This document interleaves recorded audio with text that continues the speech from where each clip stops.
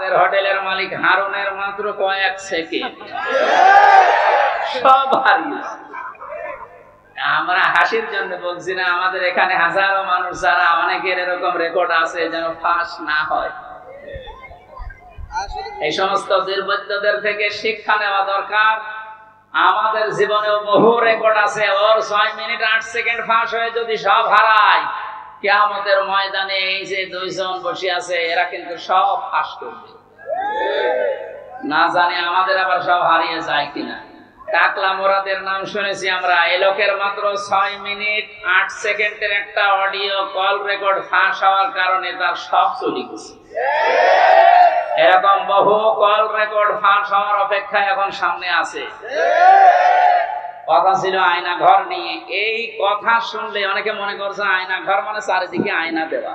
কোনো আয়না নেই, কোনো আয়না নেই। আমি তো রিমান্ডে 10 দিন ছিলাম, কোনো আয়না নেই।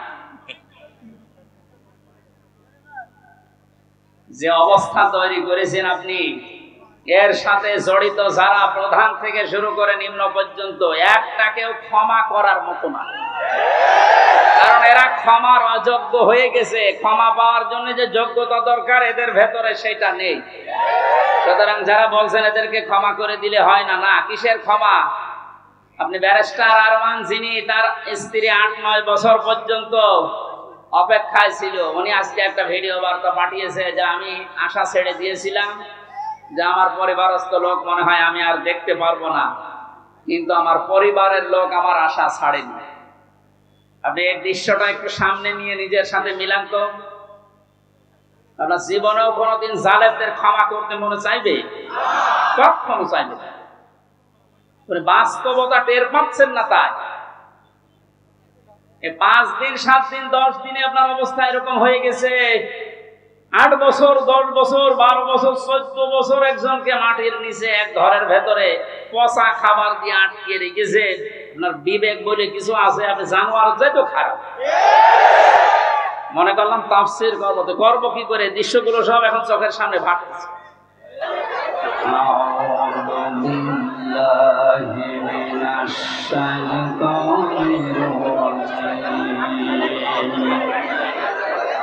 বিসমিল্লাহির রহমানির রহিম।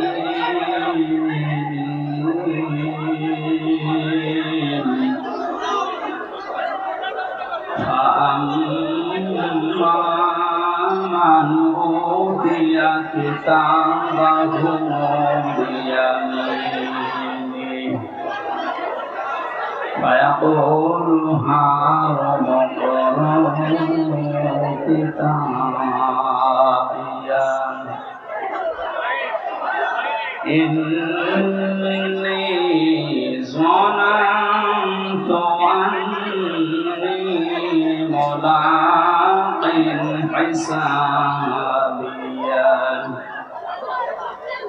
ফাহুয়া ফি ঈশাতির রাদিয়া ফি জান্নাতিন আলিয়া কুতুফুহা দানিয়া কুলু ওয়াশরাবু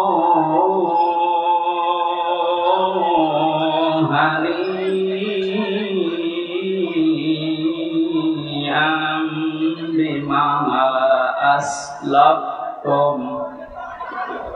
বিমা আসলাফতুম ফিল আইয়ামিল খালিয়া। সাদাকতা ইয়া রাব্বানা। দল মত জাতি বর্ণ ধর্ম নির্বিশেষে কোরআনে কারীম শোনার জন্য যারা এসেছি আমরা খুশি, এই জন্য বলছি আলহামদুলিল্লাহ।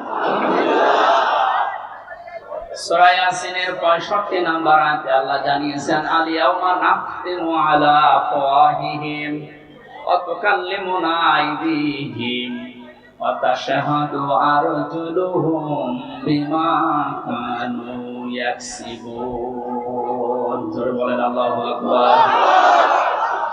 আল্লাহ পাক বলেন আজকের এই দিনে তোমার মুখ আমি সেলাই করে দিলাম, মুখে মোহর লাগিয়ে দিলাম, তোমার হাত এবং পা অন্যান্য পতঙ্গগুলো আমি আল্লাহর কাছে তোমার বিরুদ্ধে পক্ষে সাক্ষী দেবে। এই জন্য এই সাক্ষীটা আমরা যেন ঠিক রাখি। আমাদের হাত, আমাদের পা, অঙ্গ পতঙ্গ যেন কিয়ামতে ময়দানে মহাশারে আমাদের বিরুদ্ধে চলে না যায়। এমন এমন কাজ হাত দিয়ে করা দরকার, এমন এমন কাজ পা দিয়ে করা দরকার, কিয়ামতে যেন এটা আমার পক্ষে দাঁড়িয়ে সাক্ষী দিয়ে আমাকে জান্নাত পর্যন্ত পৌঁছিয়ে দেয়। এই যে আইদিহিম, তোমাদের হাত, এই হাত মানে শুধু এই হাত না, তাফসীরের ভাষায় এসেছে হাত মানে ক্ষমতার হাত। এই 17 বছর ক্ষমতার হাত যারা অন্যায় ভাবে ব্যবহার করলেন বিভিন্ন চেয়ারে বসে, আপনি বলেন তো কি জবাব দেবেন কিয়ামতে আপনার এই হাত দিয়ে? আপনার মুখ তো থাকবে বন্ধ, কথা বলতে পারবেন না, আপনার এই হাত আপনার বিপক্ষে চলে যাবে। এই জন্য আপনার জন্য আমাদের আফসোস হচ্ছে, আপনি 17 বছর জুলুম করার কারণে শুধু নিজের ক্ষতি করেননি, নিজের শরীর পর্যন্ত ক্ষতিগ্রস্ত করবেন, আপনার হাতও আপনার বিপক্ষে যাবে। প্রভাব প্রতিপত্তির হাত আছে। এলাকায় অনেকের ক্ষমতা ছিল না, কিন্তু প্রভাব প্রতিপত্তি ছিল। টাকা পয়সা, জমি জায়গা, অর্থ সম্পদের মালিক হওয়ার কারণে এগুলো জুলুমের পক্ষে কাজে লাগিয়ে মাসলুমকে আরো যেন জুলুম করা যায় সেভাবে ব্যবহার করেছিলেন। নিজের সাথে আপনি মিলান। তাফসীর মাহফিলে এসেছেন, অন্তত কিছু নিয়ে যান। আপনার মনের পরিবর্তন যদি কোরআন ঘটাতে না পারে, যেহেতু কিয়ামত পর্যন্ত হেদায়েতের বাণী নিয়ে আর কোন কিতাব আল্লাহ পাঠাবেন না, সুতরাং এর কথা শুনে আপনাকে হেদায়েত পাওয়া লাগবে। আল্লাহ যেন আপনাকে পরিবর্তন হওয়ার তৌফিক দান করেন, আমিন। এরপরে যে সমস্ত হাতের কথা আছে, এমনকি শরীরের এই হাত এর ভেতরে আছে, এই হাত দিয়ে আমরা এমন কোন কাজ এখন থেকে মরণ পর্যন্ত আর না করি যেন আমার বিপক্ষে গিয়ে আমাকে আবার জাহান্নামে নিয়ে যায়। 2 নম্বরে ওয়ারজুলুহুম বিমা কানু ইয়াকসিবুন দিয়েছেন। আল্লাহ রাব্বুল আলামিন পায়ের কথা জানিয়েছেন। পা দিয়ে মানুষ শক্তিশালী কাজগুলো করে বেশি আমরা দেখি। এই পৃথিবীতে ইসলাম ধ্বংস করার জন্য, ইসলামকে উৎখাত করার জন্য এক শ্রেণীর মানুষ এখনো বিভিন্ন লাইনে শক্তি খাটিয়ে যাচ্ছে। এজন্য আমাদের পা, আমাদের হাত আমরা পক্ষে রাখি, আল্লাহর পক্ষে, কোরআনের পক্ষে, মানবতার পক্ষে। আল্লাহ তুমি তৌফিক দিও, আমিন। 2 নম্বরে সাক্ষী হয়ে দাঁড়াবে আপনার এই 2 কাঁধের উপরে যারা আছে এরা। আল্লাহ পাক জানিয়েছেন কিরামান কাতিবিন ইয়ালামুনা মা তাফআলুন। সম্মানিত 2 জন লেখক তোমাদের সাথে আমি আল্লাহ দিয়েছি, এরা সব সময় তোমাদের ভালো মন্দ লিখতে আছে। সুতরাং এই সাক্ষীটা আরো কঠিন। এই যে 2টা সাক্ষী 24 ঘন্টা আমাদের কাঁধের উপরে বসে লিখতেছে। আমার তো আফসোস হচ্ছে এই 15 বছরে অনেকের অনেক কিছু লেখা হয়েছে, কিন্তু প্রকাশ হয়নি, তাই ধরা পড়েনি।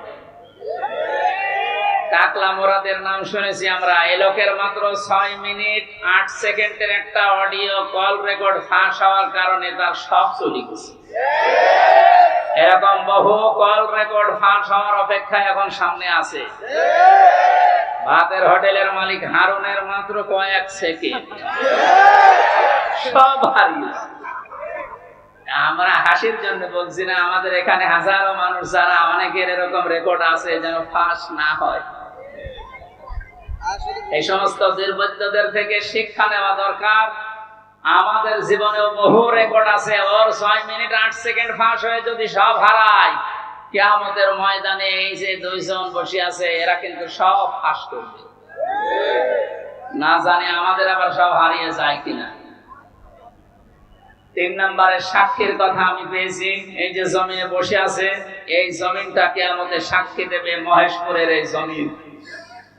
ওয়াখরাজাতিল আরদু আসকালাহা।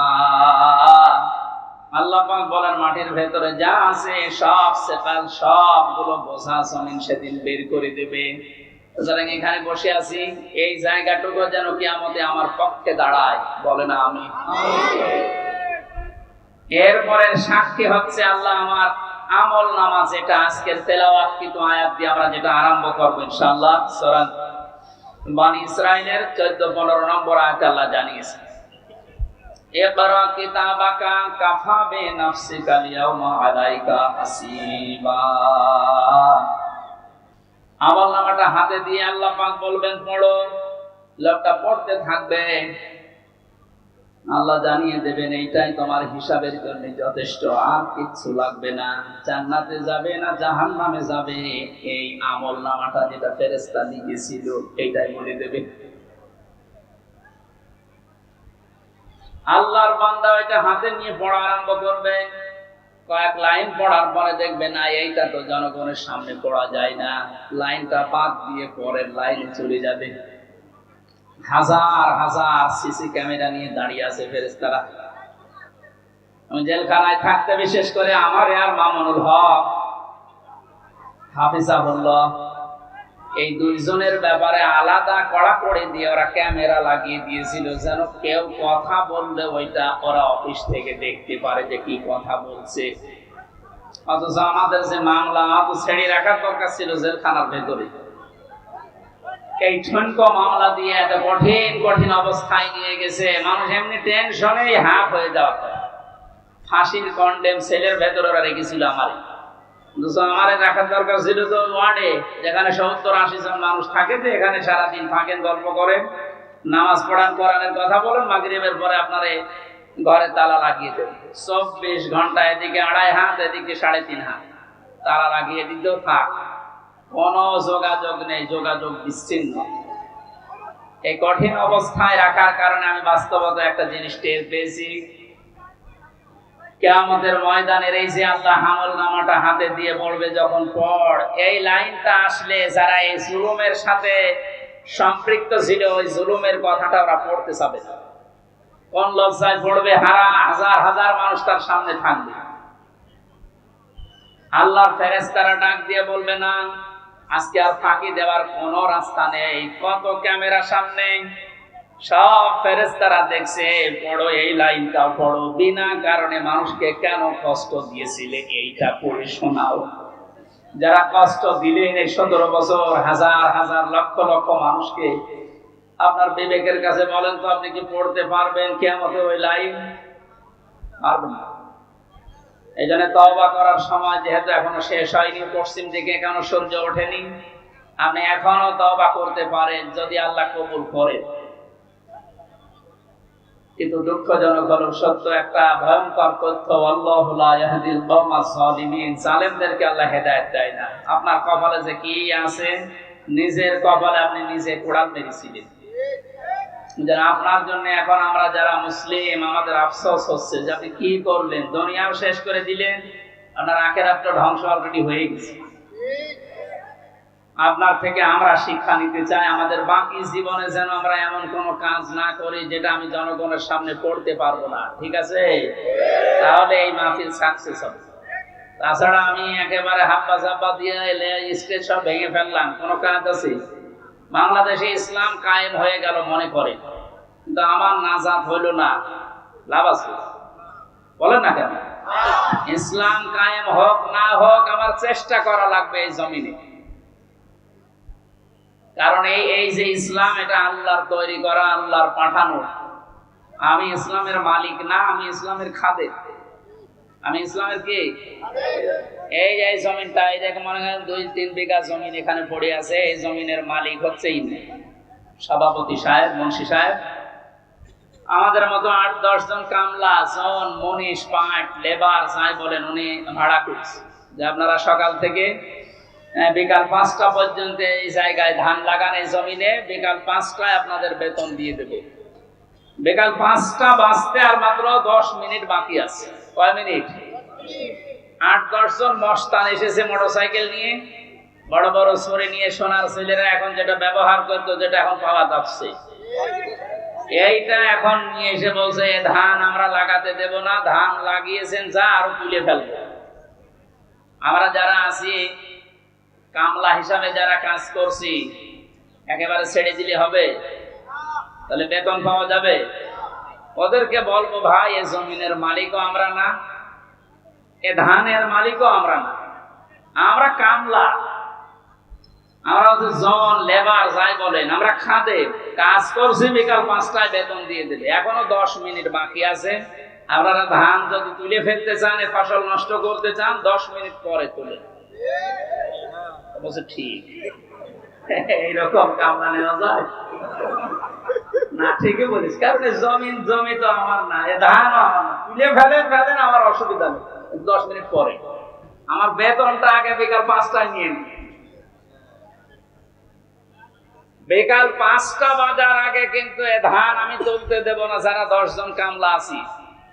যদি তুলতে চাই এরপরও মস্তানরা কটা কাটাকাটি হবে না, মারামারি, রক্তপাত, যদি মেরে ফেলা লাগে।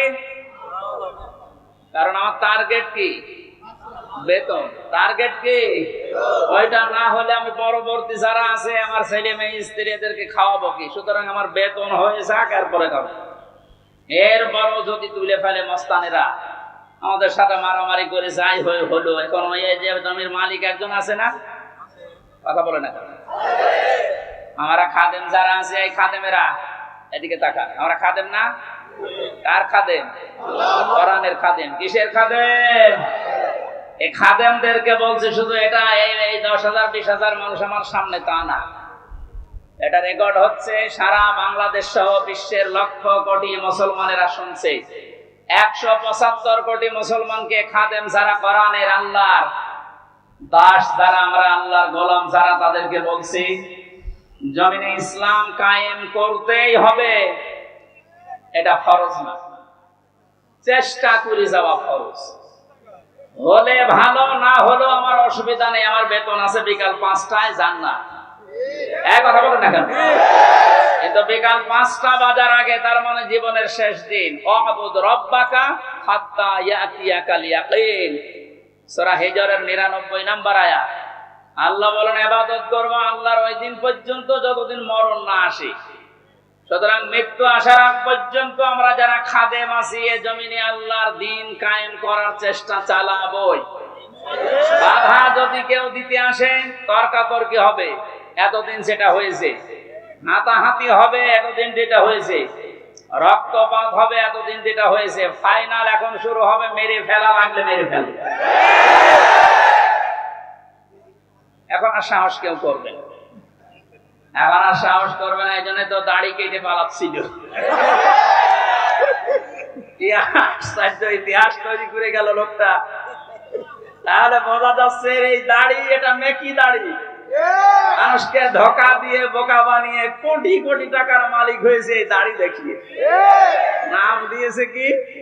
দরবেশ বাবা। এই যদি হয় দরবেশের অবস্থা, বাকি যেগুলো ক্লিন সেভ, ওদের চরিত্র কি? আমির হোসেন আমল, আমি একটা লোকের ভিডিও দেখলাম, এর চরিত্র এত নিচে নেমেছে, আমি এতদিন জানতাম না। সে নাউযুবিল্লাহি মিন যালিক। এদের সর্বোচ্চ নেতার যদি এই অবস্থা হয়, বাকিগুলো যে কোথায় যে টাল হয়ে পড়ি আছে, আল্লাহ ছাড়া কেউ জানে। কয়েকজনের একটু ফাঁস হয় বলে আমরা জানি, ওদের প্রত্যেকের চরিত্র এরকম। বহু মানুষের সাথে মিশে দেখেছি এইটা। একবার চট্টগ্রাম থেকে আসার সময় এক বাসের ড্রাইভার পেছনে বসেছিলাম, বলছিল এই কথা যে কি বলবো, কিছু বলতেও পারি না, সইতেও পারি না। মাঝে মাঝে যখন বাস চালিয়ে যায়, মনে করি ওই রকম কিছু পেলে চাপা আগে ওইটা দেব। কত রাগ একটা মানুষের তৈরি হলে এই কাজ করতে পারে বলেন তো? যদিও হত্যার পক্ষে আমি না, কিন্তু ঝিনাইদহ শহরে একজনের লাশ দেখলাম টাঙিয়ে জুতা দিয়ে পিটাচ্ছে। একটা মানুষকে কত ঘৃণা করলে লাশ টাঙিয়ে, তাও উলঙ্গ করে টাঙিয়ে রেখেছে। এরপরও আপনার লজ্জা হয় না? এরপরও সাপোর্ট করেন জালেমদের। আপনার তো বিবেক মরে গেছে। এতক্ষণ মাওলানা হোসাইন আহমেদ অনেক কথা বলেছে, সর্বশেষ কথা ছিল আয়না ঘর নিয়ে। এই কথা শুনলে অনেকে মনে করছে আয়না ঘর মানে চারিদিকে আয়না দেওয়া। কোনো আয়না নেই, কোনো আয়না নেই। আমি তো রিমান্ডে 10 দিন ছিলাম, কোনো আয়না নেই। যে অবস্থা তৈরি করেছেন আপনি, এর সাথে জড়িত যারা প্রধান থেকে শুরু করে নিম্ন পর্যন্ত একটাকেও ক্ষমা করার মতো না। কারণ এরা ক্ষমার অযোগ্য হয়ে গেছে। ক্ষমা পাওয়ার জন্য যে যোগ্যতা দরকার এদের ভেতরে সেটা নেই। সুতরাং যারা বলছেন এদেরকে ক্ষমা করে দিলে হয় না, না, কিসের ক্ষমা? আপনি ব্যারিস্টার আরমান, যিনি তার স্ত্রী ৮-৯ বছর পর্যন্ত অপেক্ষায় ছিল, উনি আজকে একটা ভিডিও বার্তা পাঠিয়েছে যে আমি আশা ছেড়ে দিয়েছিলাম যে আমার পরিবারস্থ লোক মনে হয় আমি আর দেখতে পারবো না, কিন্তু আমার পরিবারের লোক আমার আশা ছাড়েনি। আপনি এই দৃশ্যটা একটু সামনে নিয়ে নিজের সাথে মিলান তো। আপনার জীবনেও কোনোদিন জালেমদের ক্ষমা করতে মনে চাইবে? কখনো চাইবে না। বাস্তবতা টের পাচ্ছেন না, তাই 5 দিন 7 দিন 10 দিনে আপনার অবস্থা এরকম হয়ে গেছে। 8 বছর 10 বছর 12 বছর 14 বছর একজনকে মাটির নিচে এক ঘরের ভেতরে পচা খাবার দিয়ে আটকে রেখেছে। আপনার বিবেক বলে কিছু আছে? আপনি জানোয়ার চাইতো খারাপ। মনে করলাম তাফসীর করব, তো করব কি করে? দৃশ্যগুলো সব এখন চোখের সামনে ভাসছে। কোরআনে কারিমে আল্লাহ পাক জানিয়েছেন, মায়াশফা শাফাআতান হাসানাতান ইয়াকুল লাহু নাসীবুম মিনহা ওয়া মায়াশফা শাফাআতান সাইয়্যাতান ইয়াকুল লাহু কিফলুম মিনহা ওয়া কানা আল্লাহু আলা কুল্লি শাইইন মুকীতা।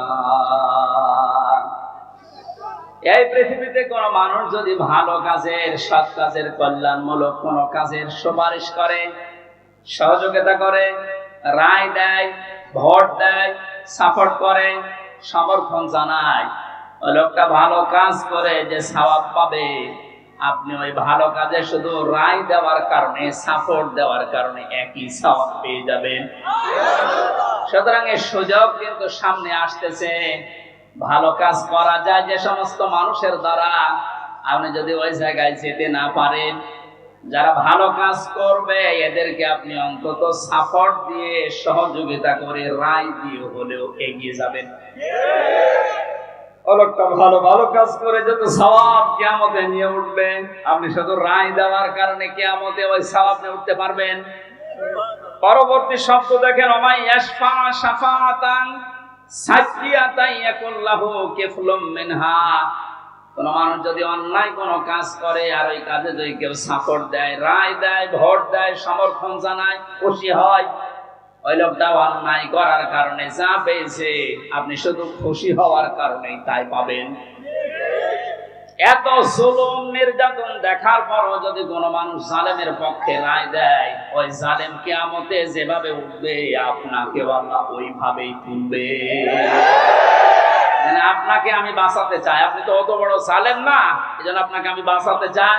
কোন জালেমের পক্ষে থাকবেন না। নবীজি বলেন, তোমার ভাই জালেম হোক আর মজলুম হোক, তাকে সাহায্য করো। সাহাবী বলেন, হে নবী, আমার ভাই যদি মজলুম হয় তাকে তো সাহায্য করা যায়, কিন্তু জালেম হলে তাকে সাহায্য করব কিভাবে? নবীজি বললেন, তোমার ভাই যদি জালেম হয় তাকে তোমার দায়িত্ব এই জুলুম থেকে ফিরিয়ে রাখা, এইটাই তাকে সাহায্য। সুতরাং জীবন দিয়ে যে মানুষগুলো জালেমের কবল থেকে আমাদেরকে মুক্তভাবে এই দেশে বিচরণ করার সুযোগ দিয়ে গেল, এই মানুষগুলো কিয়ামতের দিন যেন শহীদ এই শব্দ নিয়ে উঠতে পারে, বলেন আমিন।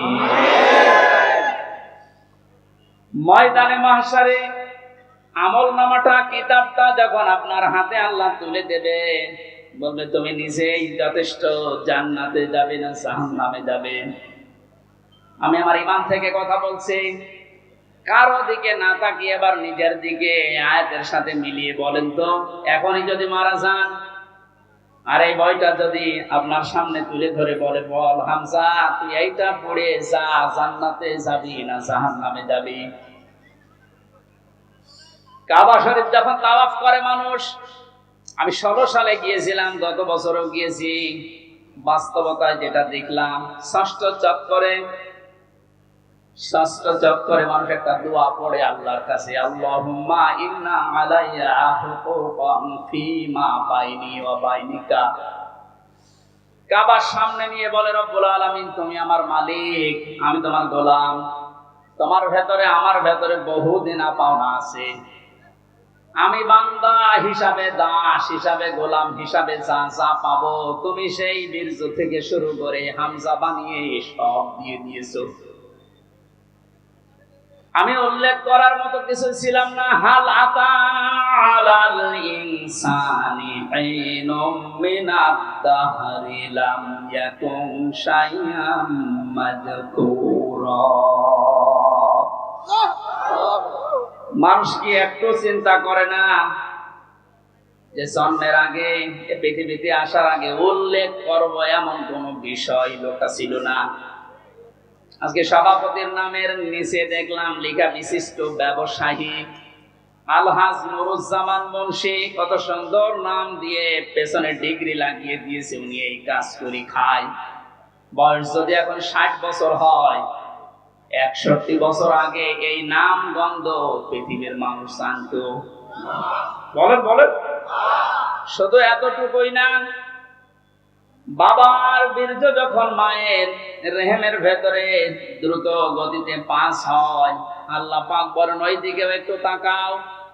ফালিয়ানজুরিল ইনসানু মিম্মা খুলিকা মিম্মা দাফিকিন ইয়াখরুজু মিন বাইনিস সুলবি ওয়াত তারাইব। মানুষকে নজর করে দেখে না কি জিনিস দিয়ে তাকে বানালাম। বাবার স্ফলিঙ্গ দিয়ে দ্রুত গতিতে বের হয়ে যাওয়াই না পাক পানিটা মায়ের রেহেমের ভেতরে জমা হয়। এই যে সলবন এবং তারাইব দিয়েছেন আল্লাহ। সলবন বলা হয় বাবার লজ্জাস্থান, তারাইব বলা হয় মায়ের লজ্জাস্থানকে। এই দুইটা শব্দ আমি তাফসীরের ভেতরে ব্যাখ্যায় পেয়েছি। আল্লাহ বাবার ক্ষেত্রে 1 বচন দিয়েছেন, মায়ের ক্ষেত্রে বহু বচন দিয়েছেন। কেন দিলেন? তাফসীরে তাবারি মুফাসসিরে আয়াতের এই সলবন আর তারাইবের ব্যাখ্যা করতে গিয়ে লিখেছেন, পৃথিবীতে মানুষকে নিয়ে আসতে বাবার চাইতে মায়ের কমপক্ষে 3 গুণ কষ্ট বেশি হয়।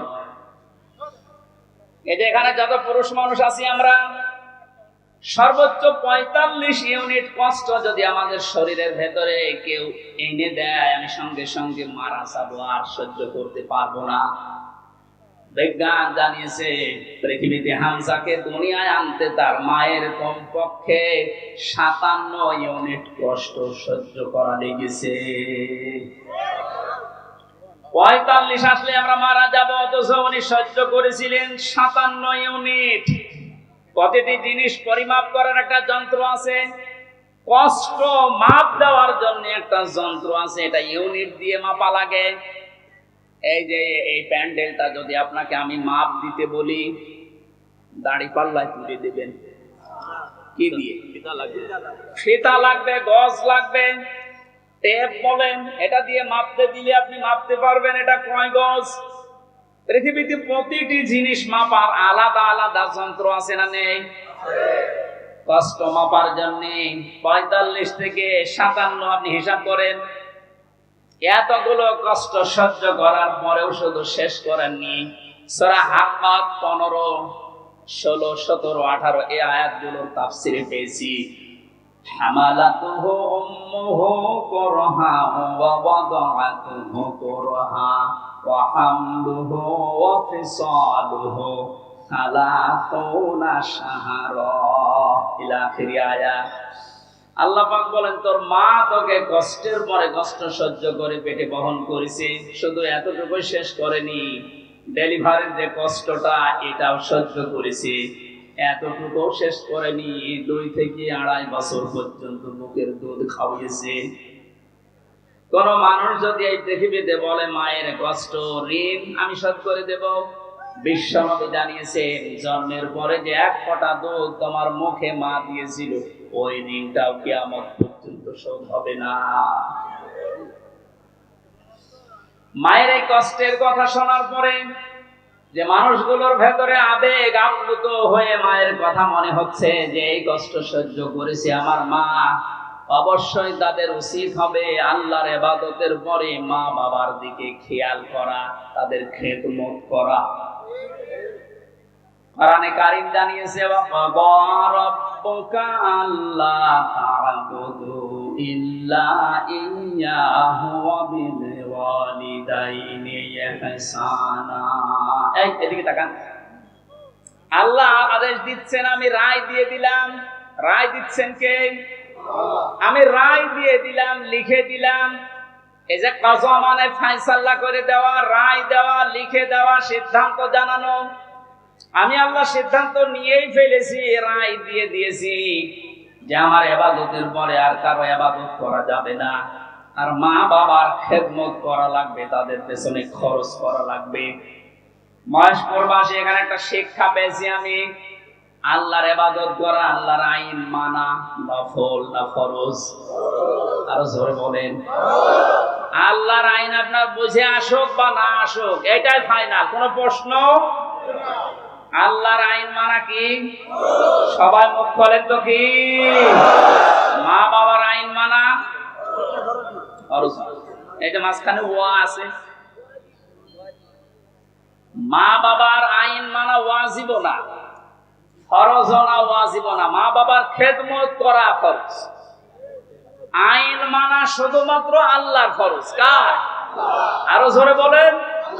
আর আল্লাহর পরে রসুলকে আল্লাহ শরীয়ত প্রণেতা বানিয়েছেন, শারে। এজন্য উনি যে নিয়ম নীতিগুলো দিয়েছেন ওইগুলো ফরজ। মা বাবার আইন মানা ফরজ নয়, তাদের সেবা করা, খেদমত করা, টাকা পয়সা তাদের পেছনে খরচ করা কি বলেন না কেন? কেন ফরজ? কেন? আল্লাহ রাব্বুল আলামিন দলিল দিচ্ছেন, ওয়াখফিদ লাহুমা জানাহা যুল্লি মিনার রাহমা। এইদিকে তাকান, এটা আলেম না? এটা শব্দটা আছে ওয়াকফিজ, খফজন মানে ডাউন করা, এরপরে ফল করা। খফজন মানে কি? ডাউন করার পরে ফল করে দেওয়ার আরবি নাম ওয়াকফিজ বা খফজন। আল্লাহ বলেন খফজন করবে। জানাহান মানে ডানা, দিল্লুন মানে ছায়া হয় বা নম্রতা হয়। তোর যে ছায়া আছে ডানা, আর এই ডানার ছায়াটা এভাবে ডাউন করার পরে ফল করে দিবি। আমার প্রশ্ন হচ্ছে, এই পৃথিবীতে কোন মানুষের ডানা আছে কি? এটা কি? তাহলে আল্লাহ এখানে আদম দিত বা আবুদা দিত, এই শব্দ না দিয়ে জানা হোক পাখির ডানা আল্লাহ আমাদেরকে দিলেন। আল্লাহ মনে হয় জানে না তাই জানাহন দিলেন পাখির ডানা আমাদেরকে ধার করিয়ে। কেন? ডানা আর দুনিয়ায় কারো নেই। পৃথিবীতে আর ডানা কারো আছে না নেই? কিসের আছে? আরে ভাই পাখির ডানাই তো দিয়েছে। পাখি বাদ দিয়ে পৃথিবীতে আর কারো ডানা নেই? আছে। এরোপ্লেনের ডানা আছে, হেলিকপ্টারের ডানা নেই? ওদের ডানাটা আল্লাহ এখানে লাগালেন না কেন? তাহলে তো আমাদের এই যে জানাহন দেওয়া লাগতো না। পাখির ডানার কথা দিয়েছেন এই জন্য তাফসীর মাহফিলে আসতে হয়। আপনারা শুনতেছেন?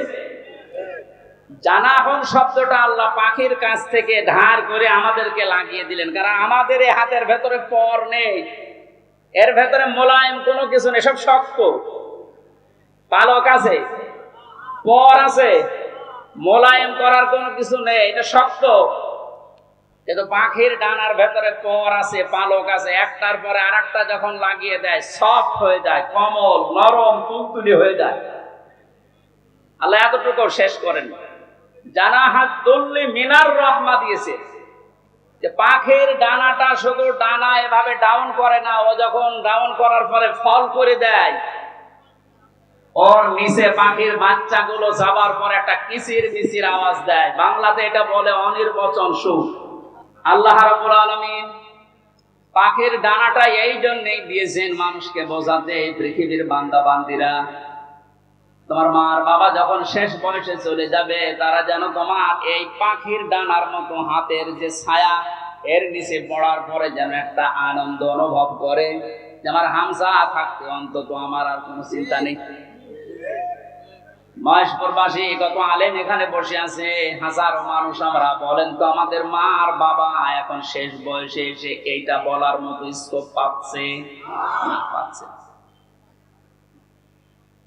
আল্লাহ রাব্বুল আলামিন মায়ের কথা 3 বার দেওয়ার জন্য তারা বহু বচন দিলেন, আর বাবার কথা 1 বার দিয়েছেন। আমি যেটা পর্যন্ত এটা নিয়ে এসেছিলাম, নেই থেকে শুরু করে পর্যন্ত যিনি নিয়ে আসলেন কারো সাহায্য যার লাগেনি।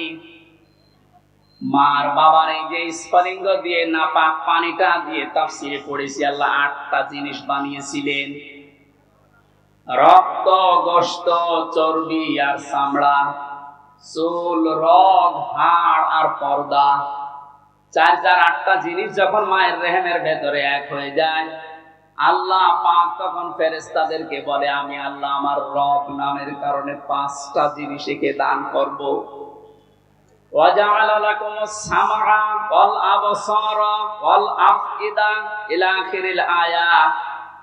সূরা নাহলের 78 নম্বর আয়াতের মাঝের অংশে আল্লাহ জানিয়েছেন শ্রবণ শক্তি, দর্শন শক্তি, বাক শক্তি, আকেল শক্তি আর ঘ্রাণ শক্তি। এই 5টা আমি আল্লাহ নিজে তাকে দান করেছি। একটাও যদি কম দিতাম, দুনিয়ায় আসতো ওই লোকটা কিন্তু অপূর্ণাঙ্গ হয়ে। এখানে অনেকাংশ মানুষ, আমরা সব পূর্ণাঙ্গ মানুষ। কয়েকজন হয়তো আছে বিকলাঙ্গ, অন্ধ, ল্যাংড়া, কিন্তু হাজারো মানুষ আমরা সব পূর্ণাঙ্গ মানুষ। আল্লাহ নিজের পক্ষ থেকে একটাও যদি কম দিত, কি অবস্থা হতো সারা জীবন আপনি ভাবেন। আল্লাহ পাক এই জন্যই জানিয়েছেন, হে পৃথিবীর মানুষেরা, নেই থেকে শুরু করে উল্লেখ করার মতো একটা জায়গায় ধরে নিয়ে আসলাম। এরপরও আমার সাথে ধর নাফরমানি কমে না। কাইফা তাকফুরুনা বিল্লাহি ওয়া কুনতুম আমওয়াতান ইলা আখির আয়াত। বালাগাত মানতিক যারা পড়ায় বা জানে, কাইফা শব্দটা 11টা বিষয়ের আগে আল্লাহ ব্যবহার করেন। কাইফা শব্দের প্রথম ব্যবহার হচ্ছে মানতিকের কায়দায় আল্লাহর বিশ্বাস হতে চায় না এমন জায়গাকে আল্লাহ কাইফা দিয়ে শুরু করেন। এটা এতক্ষণ যেটা বলছিলাম, বীর্য থেকে শুরু করে এ পর্যন্ত আনার পেছনে কারো কোনো অবদান নেই। মার বাবা শুধু এক বিছানায় ছিল, এতটুকু তাদের কাজ। বাকি যা করার বলেন তো কে করেছে? এই মানুষ এখান থেকে হামজা পর্যন্ত হবার পরে যখন নাফরমানি করে, তখন আল্লাহ কাইফা শব্দ দিয়ে শুরু করেছে যে কি করে নাফরমানি করে আমারও বিশ্বাস হয় না।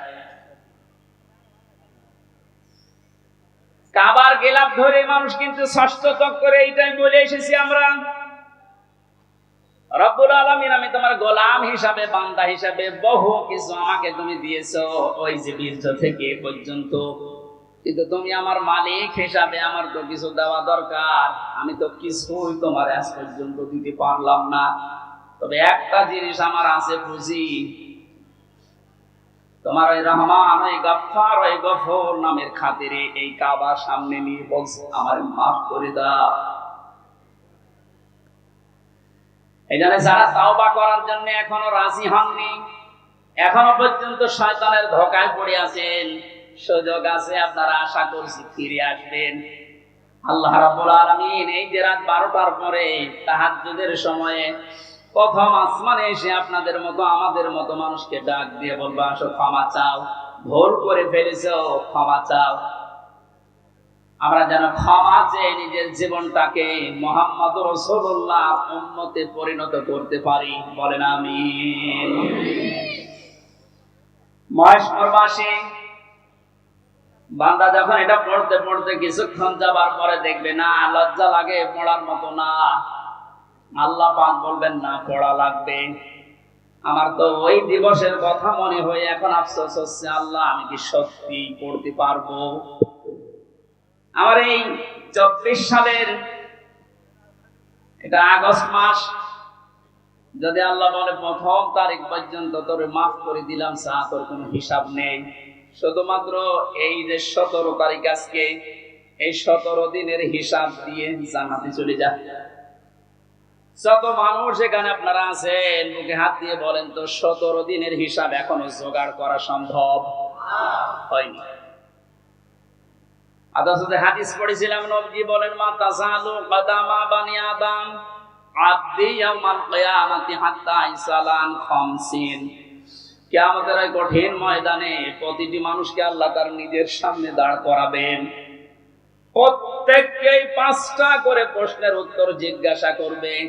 5টা প্রশ্নের সঠিক জবাব দেওয়া ছাড়া কেউ সামনেও যেতে পারবে না, পেছনেও যেতে পারবে না, জায়গায় দাঁড়িয়ে থাকবে। শুধু মাইক ফাটিয়ে টেবিল ফাটিয়ে ফেলেন না, নিজের সাথে মিলান তো। জালেমদের কথা তো বাদই দিলাম, আমরা যারা মজলুম আছি তারা নিজেদের দিকে এই 5টা বিষয় একটু মিলাই। গোসা মিল দিয়ে উত্তর দিলে হবে না, নকল করে গোপালগঞ্জের মতো পাশ করে চাকরি পেলে হচ্ছে না। আমরা A+ পাওয়ার পর আমাদেরকে দেয় না, আর ওরা 2.5 পেয়ে চাকরি পেয়ে যাচ্ছে। কত দুর্নীতি হয়েছে আপনারা টের পাচ্ছেন? বাস্তবতায় মিলিয়েছেন আপনি একবারও? যে এই লোকটা নিজে আল্লাহর সামনে দাঁড়িয়ে আছে, আপনি নিজে মনে করেন দাঁড়িয়ে যখন আছে, আল্লাহ জিজ্ঞাসা করছেন হামজা বলো তো দেখি, একটা জীবন দিয়েছিলাম 60 বছরের, এই 60 বছরে কি করলে, জবাব সঠিকটা দাও। 2 নম্বরের বিষয় আল্লাহ দিয়েছেন যুবকদের বিষয়, একটা যৌবন কাল দিয়েছিলাম 15 থেকে শুরু করে 45 বছরে, যে বিশাল একটা যৌবন কাল, এটা কোন কোন কাজে লাগিয়েছে বলো? আর যেহেতু যুবকদের কারণে দেশটা স্বাধীন হয়ে গেল, এই যুবকগুলো নাই পার পেয়ে যাচ্ছে। আমরা যারা যুবক আছি স্বাধীন দেশে এখনো পর্যন্ত পরিবর্তন হচ্ছে না, কি জবাব দেবো বলেন? আমার কিন্তু 60 বছরের ভেতরে যৌবন কালটা ছিল। আল্লাহ আলাদা করে যৌবন কালের কথা নবীজি বললেন কেন? এই কারণে জানিয়েছে, কারণ যুবকদের দ্বারাই সব কিছু পরিবর্তন করা সম্ভব, যেটা আমরা দেখতে পেলাম। এই যুবকদেরকে আমি আজকে এই মাহফিলে আহ্বান জানাই। শুধু এইটাই না, যেহেতু পরিবর্তন হওয়া আরম্ভ হয়েছে, সংস্কার হওয়া শুরু হয়ে গেছে, আগামীর বাংলাদেশকে ইসলামের হাতে তুলে দিয়ে আপনারা ক্ষান্ত হবেন। যুবকরা যদি ইচ্ছা করে এটা করা সম্ভব কিনা বলেন তো?